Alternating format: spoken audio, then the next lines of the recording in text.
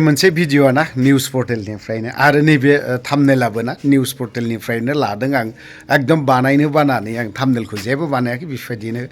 बिसोरनिफ्राय स्क्रिनशट लानानै होदों निउज पर्टेल बिथांमोननिसिम क्षमा बियो नोंथांमोननि निउसखौ आङो दिनै लानाय जाबाय गोदान बोसोर सफैजेनलायबायना सफैहां एसे पसिसा फैहां ना बावहायथ' पिकनिक स्पटआ जानुवारि मासनिफ्रायनो स्टार्ट जायो जानुवारि मासनिफ्राय स्टार्ट जायोब्ला पिकनिक स्पटफोराबो एसे सांग्रां थानाया मोजां जायफ्रा आरो ओरैबायदि मोनसे फोसावदों बियो गोनांथियानो जोंनि थाखाय जों एज ए रायजो राजानि थाखाय जायफ्रा गारि ड्राइभ खालामो स्कुटियानो होन बाइकआनो होन खब्रैयानो होन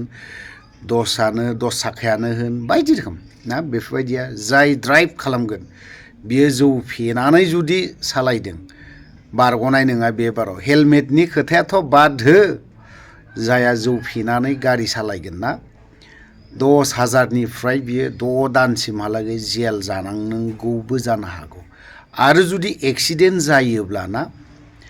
बै बे पिकनिक स्पटनि बिगोमा प्रेसिडेन्ट सेक्रेटारि ना बिसोरबो माबा मोनसे गोहोम गोग्लैहैगोन बिसोरनि सायाव किन्तु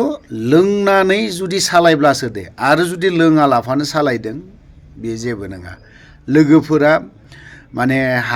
हायाव दुद्रुलायनाय जाथों थेवबो बिसोरो जेबो जानाय नङा जाहैबाय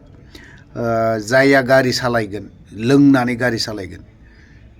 बिसोरनि थाखायसो नैबे मोनसे भिडिअआ पिकनिक स्पटआव जौ लोंनानै जुदि एसे लोंदोंब्लाबो ना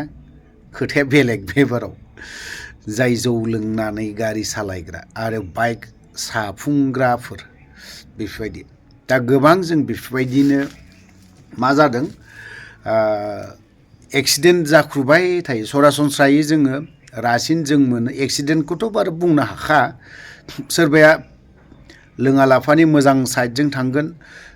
सोरबाया लोंना फैनानै ग्राव सौनानै होफैगोन ना बेफोरबायदि जों गोबांखौनो जों जाब्रुथाय जानाय लामा सामा बेफोरबायदिखौ जों नुबाय थायो थ' ओंखायनो जायफ्रा जौ लोंनानै बाइक सालायोना आरो सारि साखा गारि सालायोना बिसोरनि थाखाय एसे सांग्रांथिखौ होदों क'क्राझार जिल्लायावहाय थ' बेखौनो जों एसे खोनासंनानै लानि सोर बे लामा बे दानिफ्रायनो एलार्ट खालामनाय आरो बेयो गोनांथिबो मानो आननेसेसारि जों जौ लोंनानै एक्सिडेन्ट जानानै बा न'आव खहा खालामनो बिमा बिफाखौ सोगाबनो मोदै फुगार होबाय थानो नङा होमबा खायफायाबो एबा गोबाङानो लाइमोनफ्रानो बेफोरबायदि जों जाथाय जानायखौ जों नुनो मोनो एक्सिडेन्टखौथ' आरो बुंनो हाया खायफाया लोंनानैबो जायो खायफाया लोङालाफानोबो जायो बारा बाइक सानायनि खेथ्रआवहाय बेफोरबायदि आरोखि दाखालिथ' नै गुवाहाटियाव मोनसे गिख्रंथाव जाथाय बेफोरबायदि आरो गिलु बालु एसे बोरैबा मोनो बेफोर स्पिडफोरखौ सालायनाय स्करपिय' गोदानथार बर' आइजो सासे हरनि 10-11 ना 12टासिमहालागै स्पिडानो 100सिमहालागै स्करपिय' गोदान लायबावो मा अबस्था जाखो अबस्थायानो गाज्रि थ' बेफोरखौ नायोब्ला जाय मानसिजों थांफादोंना बेफोरो आरोखि बे आइजोआथ' लोङाखै होननानैथ' बुंनो हाया थ' गारि सालायग्रायाथ' लोंखाथारदोंना मेन जायगायावथ' बेफोरबायदि सानांगौ बा बिराद स्पिडाव फैनांगौ नों लासै थांब्लाबो सहैगोन गोसा थांब्लाबो सहैगोन जेरैखि जाब्लाबो नों न' सहैखागोन थ' ओंखायनो आरामाव सालायनानै आरामाव थांनाया मोजां आरोखि थ' बेफोरबायदिनो जों क'क्राझारनि माखासे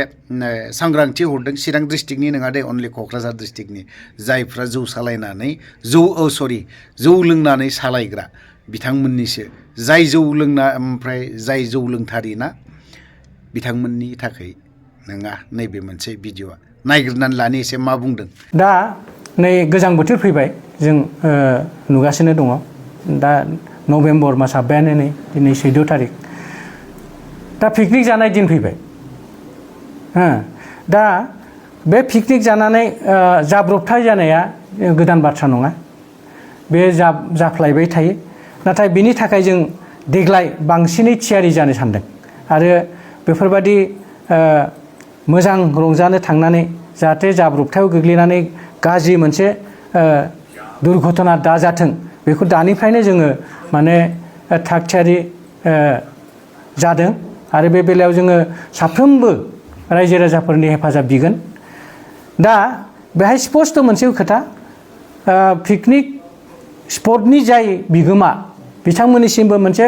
एकदम माने स्पष्ट भाबै बे मोनसे रिकुवेस्ट थागोन प्लास गारि सालायग्रा आरो जोंनि रायजोफोरनिसिमबो नैबे खावलायनाया थागोन। बहाय जों मोनसे खोथाखौ स्पष्ट भाबै बुंगोन जे जों बयबो मिथिगौ बे खोथाखौ गोजाम बादि मोनो खिन्थु बेखौ जों दाबो माने बे गोरोन्थिखौनो खालामबाय थायोखाय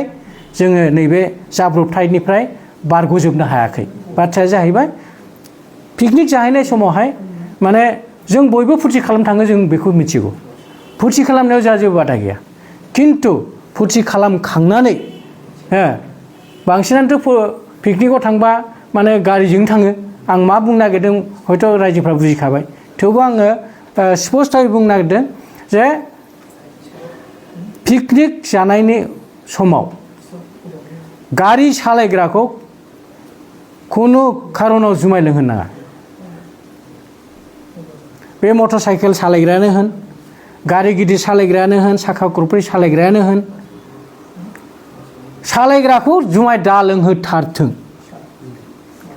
मानो होनबा बे सालायग्राया जुमाय लोङोब्ला बै गाखोग्राफ्रा जायफ्रा जेबोआनो दाय गैया बे सालायग्रानि थाखायनो अबथिरा थैनो गोनां जानो हागौ। दा ओंखायनो होनदों बे पिकनिक जानो थांग्राफ्रा सालायग्रानि अनगायै जेसेबां जुमाय लोंनो जाथों लोंथों लाव दुद्रुलायनाय हाद्रियाव हाब्रु नांलायनाय जाथों जाबाय जेबो बुंनो गोनां गैया। नाथाय सालायग्राखौ गोथाङै दोनथारनांगौ। बेखौ जुमाय लोंहोथारनो नाङा। बेखौ खिन्थु दिथो हो। बेयाव खुनु अननाय खानाय गैया। खायफा ड्राइभारा खाथियाव थांनानै गल'ल' नायबाय थायो। ओमफ्राय जोंनाथ' गोसोआ गुरैना अननो ओंखारो हाब मोनजाथाराखिसै बेस्रा लोंनो लुबैदोंदां नो लोंदो होनना अनना हरो। नाथाय बेनो बिसोरनि थाखाय बिराद मोनसे खैफोद लाबोयो। बेनि थाखाय जों बिराद स्पष्ट जानांगौ आरो डिपार्टमेन्टेलि बिराद गोख्रों इन्सट्राक्सन पिकनिक जायफोर स्पटनि बिगोमा बिथांमोना बेखौ एकदम बिराद स्पष्ट भाबै बिथांमोनाबो बेखौ नायनांगोन दायथ' लानांगोन। बबे पिकनिक स्पटनिफ्राय बे गारिया फैयामोन बे सिन्थानो बे नागिरजानाय जागोन एबार। ओंखायनो बिथांमोनखौबो खुब स्पष्ट भाबै आं खावलायनो नागिरदों जे पिकनिक स्पटआव सोर सोर मा बिसिनि बडि लेंगुवेजआ मा सालायग्राया मा खालामदों बेखौ बिथांमोनहाबो माने बेखौ दायथ' माबा डिउटि होनांगोन। थांनाय समावनो बिसोर बुंहरखानांगोन आरो गेजेर गेजेर बिसोरो जिहेथु बिसोर फिस लायो बिसोरो बे दायथ'खौ बिसोरबो लानांगोन जेराव माने गभर्नमेन्टआ पारमिसन होनानै दोनदों। आरो पारमिसन होयिखौथ' आरो बेथ' बुंनो गोनाङानो गैला बेखौ मालाय नियम मथे पुलिसा खामानि मावगोन। दा ओंखायनो नैबे पिकनिक जानाय बोथोर आराम्भनिफ्रायनो देग्लाय क'क्राझार डिस्ट्रिक्टआव क'क्राझार जिल्लायाव पिकनिक जानायनि नामाव जुमाय लोंनानै जाब्रबथाय जानानै जाहाथे रावबो सुबुंनि जिउआ खहा जाया बेखौ जोङो मिजिंथिदों आरो बयनि हेफाजाब बिनानै आं आंनि खावलायनायखौ एसेयावनो फोजोबबाय। खिन्थु बे खावलायनाया थाबाय थागोन।